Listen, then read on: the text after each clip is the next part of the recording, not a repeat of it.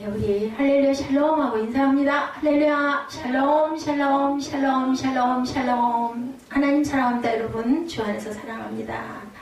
이스라엘이 회복되리라. 오늘 호세아 1장 말씀 우리 함께 교독했습니다. 사랑의 선지자라고 그러죠. 호세아는 우리가 함께 호세아에 대해서 깊이 은혜를 나누는 시간 같습니다. 호세아는 이름의 뜻은 구원입니다. 구원. 우리가 항상 기억을 하고 또 잊어버리죠. 야훼여 구원하소라는 뜻이 호세아입니다.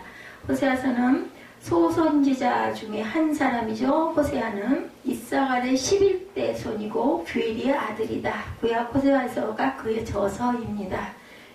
뷰엘의 아들 호세아에게 야훼 말씀이 임했다. 그 내용은 음란한 아내를 취하라는 거예요. 기가 막히죠. 아내를 삼아서 자녀를 낳으라고 하나님께서 명령을 하셨어요. 호세아가 야훼 말씀에 순종하여 누구를 아내로? 고멜을 아내로 삼아 자녀를 잉태했는데 하나님께서 그들의 이름을 지어주시면서 이스라엘에 대한 심판을 예언하시는 내용이 1장에 나타나 있습니다. 호세아의 가정을 통해서 이스라엘에 대한 하나님의 심판의 뜻을 계시하신 것이죠. 그러나 하나님께서는 이스라엘을 다시 회복시키셔서 구원을 베푸실 것을 또한 약속을 하십니다. 심판을 하시지만 아주 어릴 수는 없는 거예요. 내가 낳은 자녀들이기 때문에. 그래서 하나님의 음란한 아내를 취하라는 하나님의 명령의 뜻은 무엇일까? 우리가 이 시대에 우리가 다시 한번 깊이 이 시대와 오늘 나에게 주시는 말씀이다 라고 생각하면서 묵상하시기 바랍니다. 호세아에게 임한 말씀이죠. 호세아에게 하나님의 말씀이 임했는데 그랬는데 이는 뜻밖에도 음란한 여인을 아내로 맞아서 자녀를 낳아라. 이 얘기입니다. 이 말씀이 자신의 뜻에 맞든지 안 맞든지 호세아는 순종했어야 되죠. 선지자가 하나님의 전하라고 명하시는 말씀만은 무조건적으로 전파해 했듯이 하나님께서 행하라고 명하신 일은 또한 무조건적으로 순종하여 행하여야 됐던 거죠. 왜 그렇습니까? 나는 싫습니다. 절대로 있을 수가 없다. 하나님께서는 말씀으로 백성들에게 계시하여 주기도 하시지만 선지자의 행동이나 삶을 통해서도 계시하신다. 말씀으로 선지자들이 말씀을 선포하기도 하죠. 그렇지만 또한 어떻게 보면 더 큰 부분은 선지자의 삶이나 행동, 우리가 삶으로 예배를 드리는 우리의 삶이 예배가 되게 해 주옵소서라 같은 뜻입니다. 여호와의 말씀이 임했다. 에스겔 1장 3절입니다.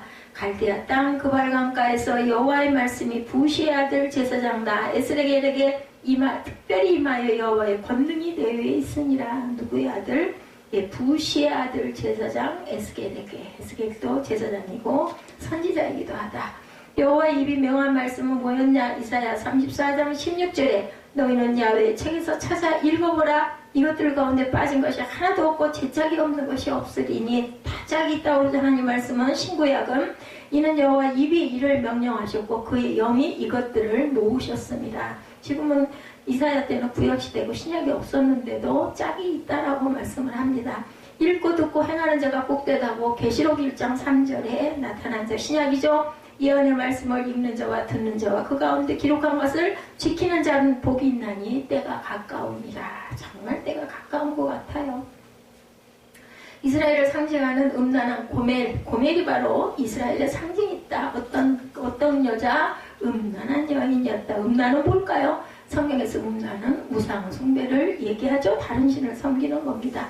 하나님께서 호세아에게 음란한 여인을 취하여 아내로 삼으라고 하셔서 고멜을 호세아가 아내로 삼은 것은 하나님과 이스라엘의 관계를 뭘로? 상징적으로 보여주는 거다. 우리가 아가서가 끝났죠. 아가서도 주님과 나와의 관계, 교회와 하나님과의 관계를 비유했듯이 여기서 고멜은 이스라엘과 하나님과의 관계를 보인 거다. 이스라엘 백성들과 하나님, 고멜과 하나님과의 관계다. 이스라엘은 원래 고멜과 같이 음란하고 더러운 상태에서 하나님의 택하심의 은혜를 받았다. 우리 모두는 뭐예요? 죄인이죠? 그런데 하나님께서 우리를 구원하시려고 예수 그리스도를 보내서 우리를 의롭다, 칭의를 해주셨던 것과 똑같다. 은혜로 우리가 하나님의 자녀가 된 것이고 은혜로 이스라엘이 하나님의 백성이 된 거다. 구약과 신약의 차이입니다. 이스라엘이 애굽에 있는 동안 애굽의 우상숭배 문화에 젖어 있어서 하나님께 합당치 않은 자들이었던 것입니다. 아무도 하나님 앞에 합당한 자녀는 아무도 없습니다.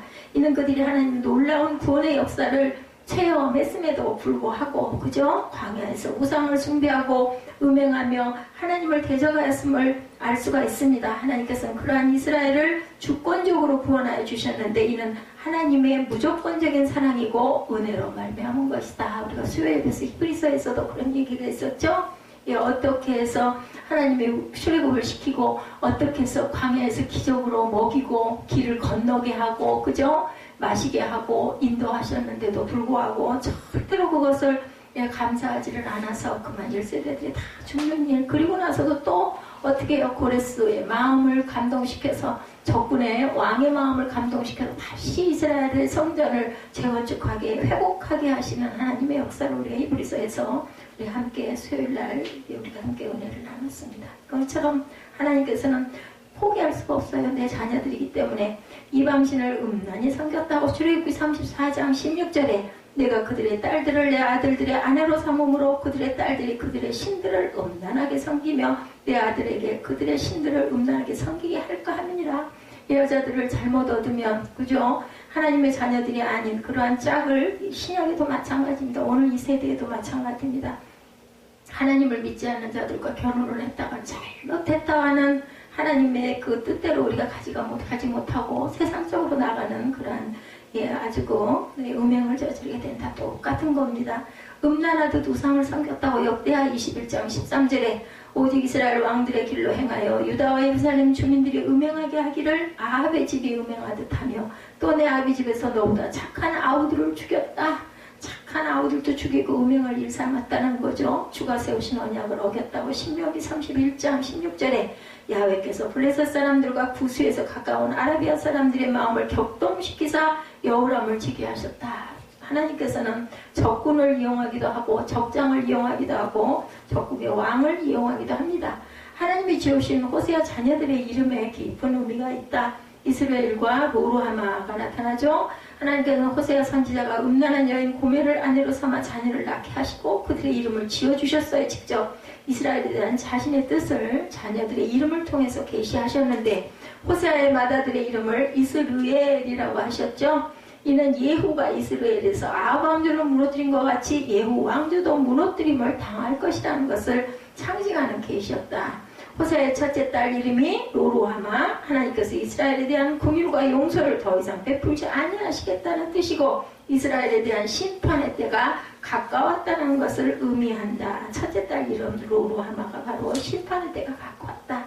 이스라엘은 원래 고멜과 같이 음란하고 더러운 상태에서 하나님의 택하심을 입었는데 이제 그 자녀들에게 이렇게 이름으로 나타내시는 거 하나님 뜻을. 하나님께서는 한없는 사랑과 자비로 죄인의 죄를 용서하시는 긍휼을 베푸시지만 어느 정도가 지나면 그래서 그 은혜의 때가 지나면 어떻게 돼요? 계약을 율법을 맺음으로 율법을 주심으로 인해서 그거를 안 지키니까 계속해서 그 율법을 안 지키면 너희가 어떻게 될 것이다 어떻게 될 것이다 했다가 나중에는 심판의 때가 왔다가 다시 또 심판에서 뭘로 은혜로 넘어가죠. 이렇게 죄악에 대한 공의로 심판을 행하신 하나님이다. 공의의 하나님이시고 절대로 그냥 넘기시지 않은 하나님이시다. 조용히 잠잠히 계신다고 안에 계신 것도 아니고 팔이 짧음도 아니시다. 분명히 보고 계신다는 우리가 알아야 된다. 주께서 내가 쫓아버립니다. 결국은 에레미야 3장 8절에 내게 배역한 이스라엘이 간음을 행하였으므로 내가 그를 내쫓고 그에게 이혼서까지 주었으되 이렇게 나타납니다. 에레미야가 그죠? 이렇게 선포하죠. 그의 반역한 자매 유다가 두려워하지 아니하고 자기도 가서 행음함을 내가 보았노라. 반역한 자매 유다가 또 따라서 행음을 했어요. 그래서 남북이 멸망하는 역사가 일어납니다. 아수르에 의해서 망하죠. 북이스라엘은 아수르에 의해서 망합니다. 왕하 17장 6절이죠.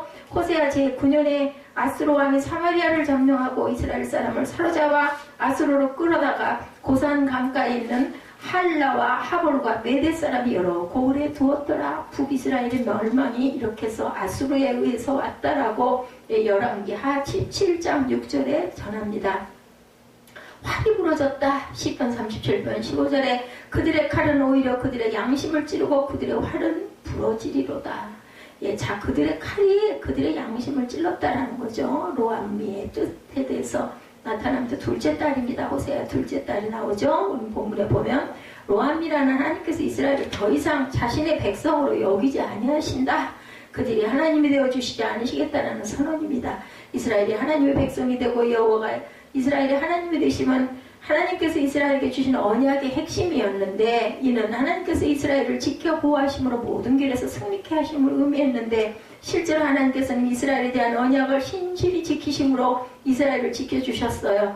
이스라엘 백성이 가나안을 정복할 때 하나님께서는 그들을 대신하여 싸워주셨죠. 그 결과 이스라엘은 힘들이지 않고 가나안 땅을 정복할 수도 있었고, 그러나 이스라엘 백성은 하나님과 언약을 신실하게 지키지 아니했다. 이렇게 했는데도 불구하고 그들은 하나님의 백성으로서의 의무를 저버리고 이방이 섬기는 우상을 숭배함으로 하나님을 배신하였고, 그 결과 하나님께서는 이스라엘 백성을 스스로 심판하기로 작정하셨는데, 이는 이미 이스라엘과 언약을 맺으실 때 처음부터 경고하셨던 바죠.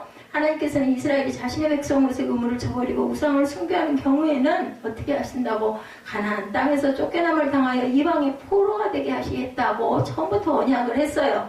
그 언약에 따라 이스라엘의 범죄에 대해 심판을 행하는 거죠. 언약을 너희가 파기했다 이래. 그 레위기 26장 15절에 내 규례를 멸시하며 마음에 내 법도를 싫어하여 내 모든 계명을 준행하지 아니하며 내 언약을 배반할진대. 완고함을 버리지 아니했다 너희들이 사무엘상 15장 23절에 이는 거역하는 것은 점치는 죄와 같고 완고한 것은 사신 우상에게 절하는 죄와 같음이라. 왕이 여호와의 말씀을 버렸으므로 여호와께서도 왕을 버려 왕이 되지 못하게 하셨나이다 하니. 그래서 북이스라엘은 망했다라는 겁니다.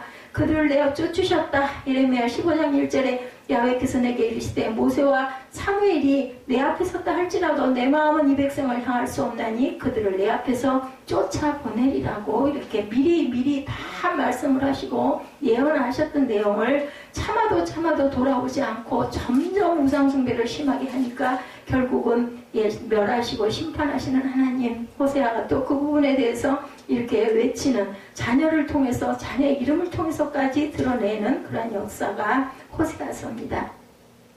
이스라엘의 새날이 올 것에 대한 약속, 그리고 나서는 다시 또 새날을 내가 너에게 주시겠다 회복을 약속하시죠. 하나님께서 호세아가 고멜에게서 낳은 자녀들의 이름을 통하여 이스라엘에 대한 심판을 예언하신 후에 그들을 다시 회복시키실 것을 또한 약속합니다. 이스라엘 자손의 수가 바닷가에 모래같이 되어 측량할 수도 없고 셀 수도 없을 것이라고 약속하셨는데, 누구에게? 아브라함에게 약속하신 내용과 유사하죠. 이스라엘 자손이 많아진다는 것은 이스라엘의 번성과 부흥을 의미하는 것으로 하나님께서 은혜를 베푸신 결과다. 우리가 잘 사는 것도, 오늘날 우리가 부국강병하는 모든 것들은 다 하나님의 은혜란 거죠. 아브라함은 자녀가 없는 상태에서 이러한 약속을 하나님께 받고도 얼마 동안 25년이나 기다려야 됐어요. 그래서 환난과 고난은 반드시 따른다는 것을 우리가 알고 그것을 감사하고 그것을 잘 극복할 줄 알아야 되겠다.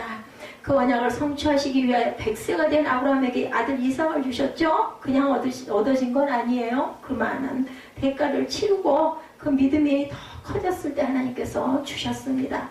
그 언약의 성취는 야곱이 또한 70명의 식소를 거느리고 애굽으로 내려간 지 약 400년 만에 이루어져서 이스라엘이 출애굽할 때에는 큰 민족을 이루고 출애굽을 하게 해주신 하나님. 아브라함에게 주셨던 축복의 언약과 비슷한 약속을 누구에게? 호세아 선지자를 통해서 이스라엘 백성에게 주심으로써 심판 뒤에 구원의 축복이 있을 것을 예언하신 게 호세아서 1장의 하반부에 나타나죠. 10절과 11절에 이스라엘 자손의 수가 바닷가에 모래같이 되어 헤아릴 수도 없고 셀 수도 없을 것이며 전에 그들에게 이르기를 너희는 내 백성이 아니라 한 그곳에서 그들에게 이르기를 너희는 살아계신 하나님의 아들이라 할 것이라. 이에 유다 자손과 이스라엘 자손이 함께 모여 한 우두머리를 세우고 그 땅에서 올라오리니 이스라엘의 날이 클 것이미로다. 남북이 이렇게 하나가 될 거라고 12절에 또 다시 그렇게 해서 그 예언을 하시는 하나님의 마음을 우리가 봅니다. 바다의 모래 같은 이스라엘 자손에 대해서 로마서 9장 27절에도 또 이사야가 이스라엘에 관하여 외치되 이스라엘 자손들의 수가 비록 바다의 모래 같을지라도 남은 자만 구원을 받을 거다. 이렇게 많은 숫자 중에서 남은 자들이 구원받을 것이다. 출애굽해가지고 가나안에 들어간 민족이 겨우 그죠? 1세대가 2명밖에 없었어요. 모세도 못 들어갔죠. 이런 게 남은 자만 구번성 그리고 2세대들이 들어가서 살아남습니다. 절대로 시건치 아니하는 하나님. 민수기 23장 19절에 하나님은 사람이 아니시니 거짓말을 하지 아니하시고 인생이 아니시니 후회가 없으시도다. 어찌 그 말씀하신 바를 행하지 아니하시며 그 마신 말씀을 실행하지 않으랴. 이렇게 나타나고 있습니다. 이스라엘의 날이 클 것이다. 하나님께서는 이스라엘이 회복되는 날에 유다 자손과 이스라엘 자손이 함께 모여 한두 목을 세고 마지막 절에 나타나죠. 그 땅에서부터 올라올 것임을 예언하셨는데 이는 역사적으로 수룹바벨을 지도자로 삼고 이스라엘 백성이 포로 귀환하여 예루살렘 성전을 재건하는 것으로 성취되었다. 우리가 새벽마다 지금 가고 있는 에스라서에 그대로 고스란히 나타나고 있죠. 이는 또한 모든 영적 이스라엘 백성이 지도자이신 그리스도를 예언한 것인데 이스라엘의 회복은 단순히 역사적인 이스라엘의 포로 귀환만을 의미하지 않고 영적 이스라엘 백성인 모든 그리스도인들을 내포하고 있다는 것. 그리스도를 왕으로 모신 세상 중에는 영적 이스라엘 백성들은 그리스도의 구속으로 말미암아 하나님께 돌아오게 되었고 하나님 나라의 백성이 되었다. 그래서 그리스도가 안 계셔서는 할 수가 없었던 사건이 일어나는 게 바로 십자가의 사건이죠. 유다가 이스라엘과 동행했다고 예레미야 3장 18절에 그때 유다 족속이 이스라엘 족속과 동행하여 북에서부터 나와 내가 너희 조상에게 기업으로 준 땅에 그들이 함께 이르리라. 이렇게 예언합니다. 열방의 족속이 주 앞에 모두 경배한다고 시편 22편 27절에 땅의 모든 끝이 야훼를 기억하고 돌아오며 모든 나라의 족속이 주의 앞에 예배하리니. 시편은 그래서 그 찬양과 경배예요. 그게 노래였었던 거죠. 시편 자체가. 그래서 결론은 호세아 삶을 통한 하나님의 계시는 성도가 어떠한 상태에서 하나님께 구원을 받았는가를 증거하고 있습니다. 1장 전체에 나타나죠. 성도는 고멜과 같은 더러운 죄인을 사랑으로 구원해 주신 하나님의 은혜를 기억하여 언제나 하나님을 위한 삶을 살아가야만 한다는 것이 호세아 1장에 나타나 있는 귀한 내용입니다. 그래서 이 호세아는 무슨 선지자라고 사랑의 선지자라고 말씀하고 있는데 주전 750년경 북왕국 이스라엘 여로보암 2세 때 하나님의 부름을 받은 선지자였고 그가 살던 시대는 물질적으로 풍요하여 백성들이 사치하고 향락을 즐기던 시대라서 종교적으로 윤리적으로 부패하고 타락하였다.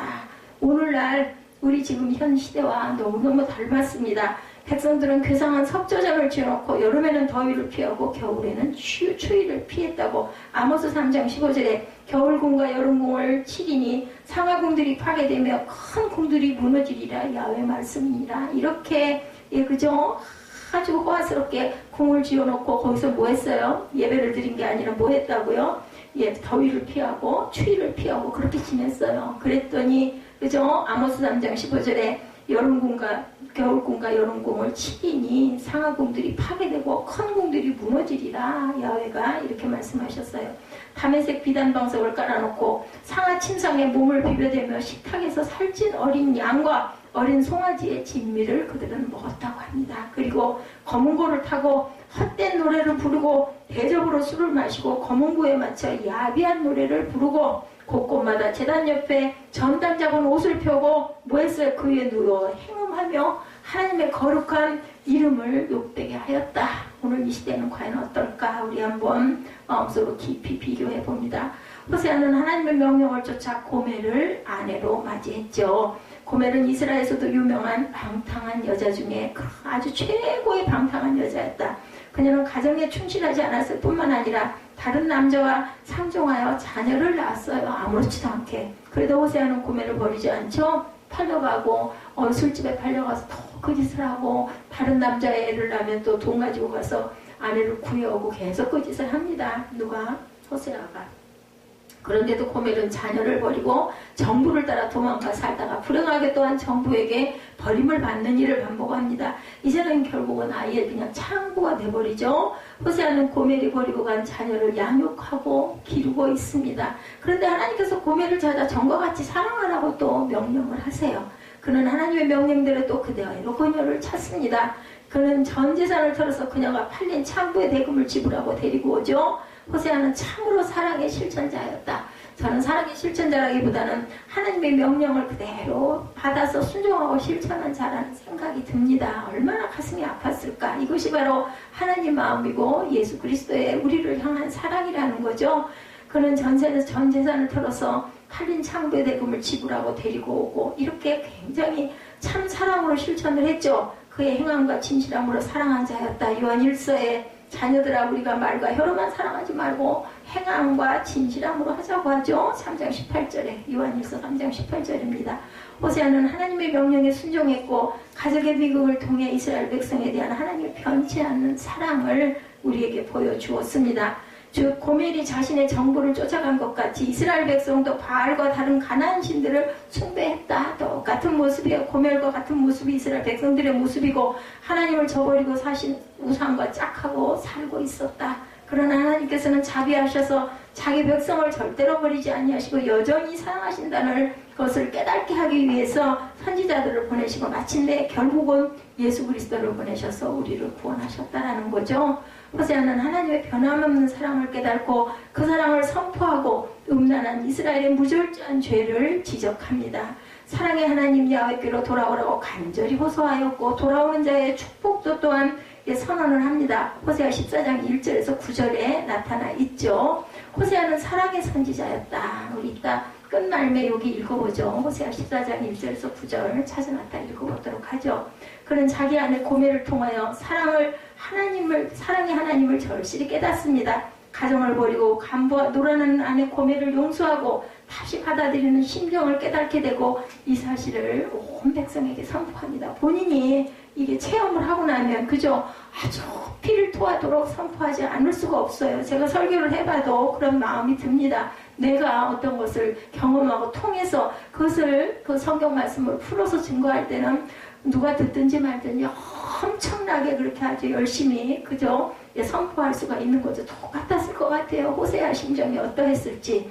그는 인간적으로 보아서는 도저히 용서할 수도 없고 불쌍히 여길 수 없는 사람까지도 하나님께서 사랑하여 주신다라고 증거해요. 왜냐하면 자기 아내 같은 사람을 자기에게 계속 용서하고 사랑하고 데려오라고 했으니까 하나님의 사랑이 이렇다. 이렇게 못돼 먹었어도 결국은 버리지 않으신다라는 거죠. 그러므로 회개하고 하나님께 돌아갈 것을 간곡히 호소합니다.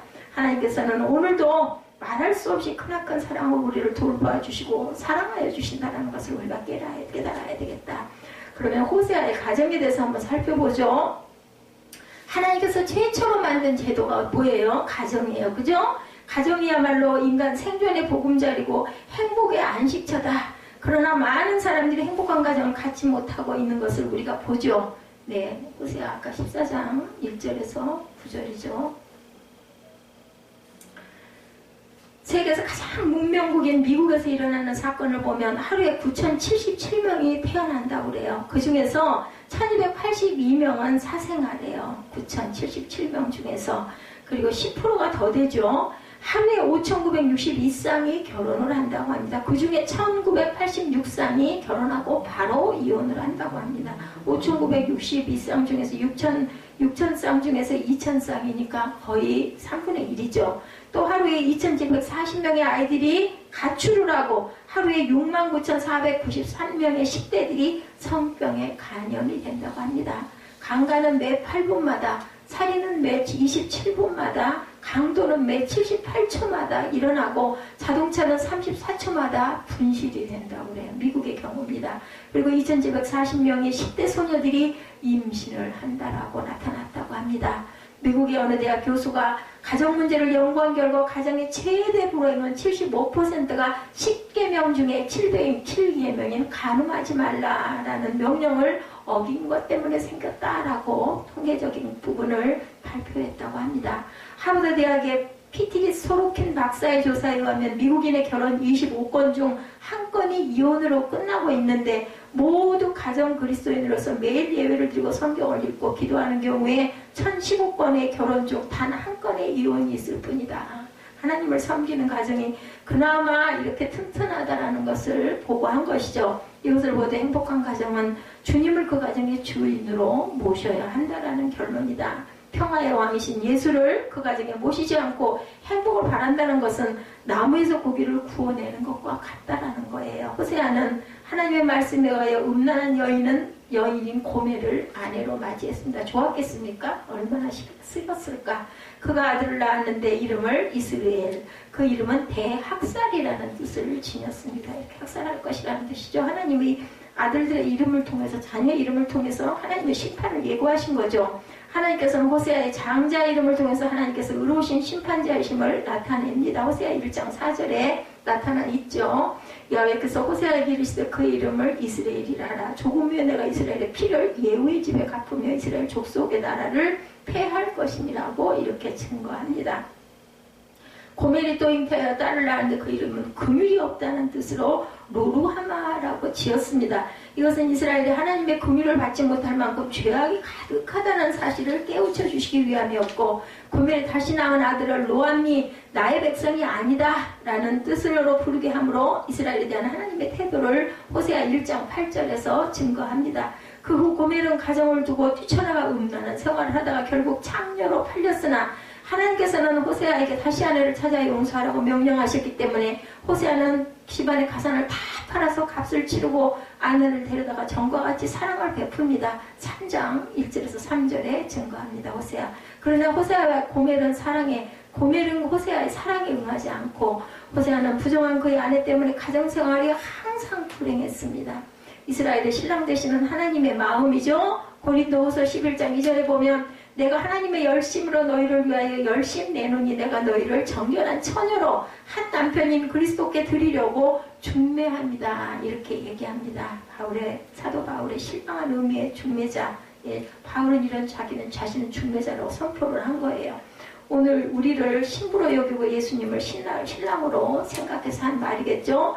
이와 같이 하나님과 그의 백성과의 관계를 신랑과 신부의 관계로 말씀한 것은 구약에도 아가서에도 나타나죠. 이사야에도 54장 5절에 보면 이는 너를 지으신 자는 내 남편이시다 라고 증거합니다. 이사야 62장 5절에는 신랑이 신부를 기뻐한 같이 내 하나님이 너를 기뻐하시리라 이렇게 증거합니다. 신약에도 예수님과 교회 사이를 신랑과 신부의 관계로 말하고 있고, 아가서에서도 그랬었죠. 에베소서 5장 22절 이하에 아내들이여 자기 남편에게 복종하기를 주께 하라. 이는 남편이 아내의 머리됨이 그리스도께서 교회의 머리됨 것 같음이니 그가 친히 몸의 구주시니라. 주님께서 우리의 구주시고 신랑이시라는 것을 이렇게 나타냈다. 그러나 교회가 그리스도에게 하던 아내들도 범사의 남편에게 복종할지니라. 남편들아 또한 아내 사랑하기를 그리스도께서 교회를 사랑하시고 위하여 자신을 주신같이 하라. 이는 곧 물로 씻어 말씀으로 깨끗하게 하사 거룩하게 하시고 자기 앞에 영광스러운 교회를 세우사 티나 주름 잡힌 것이나 이런 것들이 없이 거룩하고 흠이 없게 하려 하심이라. 그렇게 말씀하죠. 하나님께서는 이스라엘과의 관계를 말씀하실 때 결혼 관계를 들어서 항상 말씀을 하셨어요. 예레미야 3장 14절에 증거합니다. 교회가 예수 그리스도의 신부가 되듯이, 고린도후서 11장 2절이죠. 이스라엘은 하나님의 신부의 위치에 있었습니다. 이스라엘 자체가. 호세아가 그의 아내인 고멜에게 신실했던 것 같이 하나님께서는 이스라엘에게 이렇게 긍휼과 자비를 베풀고 신실하셨다는 것을 나타내신 거죠. 그러나 이스라엘 백성들은 하나님을 떠나 우상을 섬기는 영적 행음의 죄를 계속해서 범합니다. 이스라엘은 그들에게 풍성한 축복을 주신 하나님을 잊어버립니다. 호세아 2장 8절에 곡식과 새 포도주와 기름을 내가 그에게 준 것이요 그들이 바알을 위하여 쓴 은과 금도 내가 그에게 더하여 준 것이거늘 그가 알지 못하더라. 너희들이 우상을 섬기는 그 모든 것들도 다 결국은 내가 준 건데 너희들 그거 모르고 그걸 가지고 우상을 가서 섬기니 얼마나 가슴이 아프셨을까요? 그죠? 백성을 향한 야훼의 사랑으로 하나님의 사랑을 배반하고 범죄한 이스라엘을 버리지 아니하시고 다시 찾아서 위로하시고 소망을 주며 긍휼을 베푸시는 부분이 호세아 2장 14~15절에 나타나 있습니다. 호세아 2장 14~15절 보죠. 그러므로 보라 내가 그를 타일러 거친 들로 데리고 가서 말로 위로하고 거기서 비로소 그의 포도원을 그에게 주고 아골 골짜기로 소망의 문을 삼아주리니 그가 거기서 응대하기를 어렸을 때와 애굽 땅에서 올라오던 날과 같이 하리라. 하나님께서는 호세아를 고멜과 결혼시킨 이유는 이스라엘 백성들이 얼마나 하나님의 사랑을 저버린 삶을 살고 있는지를 너희들 좀 깨달아 보아라 하고 이렇게 만들어 주신 건데, 이스라엘 백성들은 하나님의 사랑을 받을 만한 자격이 없지만 하나님께서는 계속해서 그들에게 사랑을 베푸시고 계신다는 것을 보여주기 위한 것이고, 신약이 지금 저와 여러분의 삶 속에서도 항상 하나님께서는 우리는 자격 없는 자인데도 불구하고 매일매일 많은 죄악 가운데 있는데도 불구하고 이렇게 보호하고 인도하고 계신다라는 거죠. 그래서 우리가 야훼께로 돌아가야 되겠다. 호세아 선지자는 죄악에 물든 이스라엘 백성들을 향해서 6장 1절에 오라 우리가 야훼께로 돌아가자. 야훼께서 우리를 찢으셨으나 도로 낫게 하실 것이요 우리를 치셨으나 싸매어 주실 것이다. 이렇게 외칩니다. 그런 자신의 가정을 통하여 하나님의 사랑이 어떤 것인가를 깨달아 알았어요. 더구나 고멜의 음란한 행위가 바로 이스라엘 백성들이 행한 우상숭배의 죄를 상징한 것임을 호세아는 깨닫습니다. 호세아가 야훼께로 돌아가자고 한 말은 회개를 의미하죠. 참된 회개는 뭐가 따라야 된다? 행동이 뒤따라야 한다. 입으로만 회개하는 것이 아니라 생활 전체가 변화될 때 진정한 회개가 일어난다는 거죠. 그래서 호세아서는 이스라엘 백성들에게 회개하고 조상들의 믿음으로 돌아가 오직 야훼 하나님만을 섬기자로 권면하는 내용으로 가득 차 있습니다. 그러면 하나님의 사랑과 용서는 어떻게 나타날까? 첫째로 하나님께서 우리를 찢으셨으나 도로 낫게 하신다. 아까 6장 1절이죠. 호세아 6장 1절에 하나님께서 우리의 죄악을 책하시고 징계하시지만 회개할 때는 다시 싸매주시고 낫게 하신다는 거죠. 둘째, 하나님께서는 우리를 치시지만 다시 싸매어 주신다. 하나님께서는 우리의 불신앙과 교만을 징계하시지만 회개하는 자에게는 따뜻한 손길로 다시 또 싸매 주신다. 낫게 하시고 싸매 주시고 호세아는 이와 같은 하나님의 사랑을 알았기 때문에 범죄한 이스라엘 백성에게 사랑의 하나님께로 돌아가자고 외치고 권면하죠. 하나님의 사랑은 한량이 없다. 미국의 목사 칼 터틀은 결손 가정 출신이었다고 그래요. 그는 아버지로부터 학대당하는 불행한 어린 시절을 보냅니다. 그가 크리스찬이 된 후에 어느 날 하나님이 그에게 뭐라고 말씀하시는지 듣고 싶어졌다고 그래요. 그는 방해를 받지 않고 하루 종일 기도할 수 있는 교회로 나가 기도를 시작했어요. 그런데 15분이 지났을 때 이거 아무 소용이 없다라는 것을 느꼈다고 합니다. 그래서 그는 몹시 실망한 채로 집으로 돌아왔어요. 아내에게 2달 된 아기인 제커리를 보러 가겠다고 말합니다. 그는 방에 들어가 아기를 안아 올렸어요. 아기를 안고 있으려니까 이 어린 아들을 향한 무한한 사랑이 가슴에서 아들을 향한 사랑이 이 아버지의 마음에 솟구쳐 올라왔다는 거죠. 그는 울음을 터뜨리며 아이에게 말합니다. 제커리, 나는 너를 사랑한다. 내 마음을 다해 너를 사랑한다. 사랑하는 동안 무슨 일이 생기더라도 언제나 보호해 줄게. 이렇게 아들을 안고 고백을 했다고 그러죠. 나는 언제나 너의 아버지가 되고 너의 친구가 되고 너를 보살필 거다. 내가 무슨 잘못을 하더라도 내가 무슨 일을 하더라도 내가 나나 하나님을 외면하더라도 나는 그렇게 할 것이다.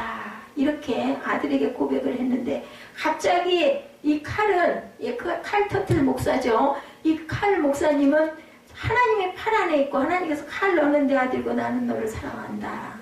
내가 무슨 일을 하더라도 내가 어디를 가더라도 항상 너를 사랑하고 필요한 것을 주고 인도하겠다라고 말씀하신다는 것을 깨달았다는 거예요. 자기가 아들에게 했던 그 고백이 바로 하나님이 나에게 하시는 고백이다라는 것을 갑자기 깨달았다는 거죠. 기도할 때 기도하다가 15분 기도하다가 이거 해봐야 소용없구나 하고 내려왔는데 아들을 안고 한 그 고백이 바로 하나님이 나를 안고 한 고백이다라고 그것을 깨달았다. 이런 확신은 하나님의 자녀가 된 사람들의 특권입니다. 이런 마음에 감동이 오는 것은 호세아가 이스라엘 백성들에게 하나님께로 돌아가자라고 한 까닭이 그가 하나님은 사랑하심이라는 것을 깨달았기 때문에 외칠 수 있었다. 그래서 목사들이 눈물을 흘리면서 고함을 치면서 그렇게 사람이 많이 듣거나 말거나 하는 그거는 본인에게 확신이 있기 때문에 그렇게 외칠 수가 있다는 겁니다.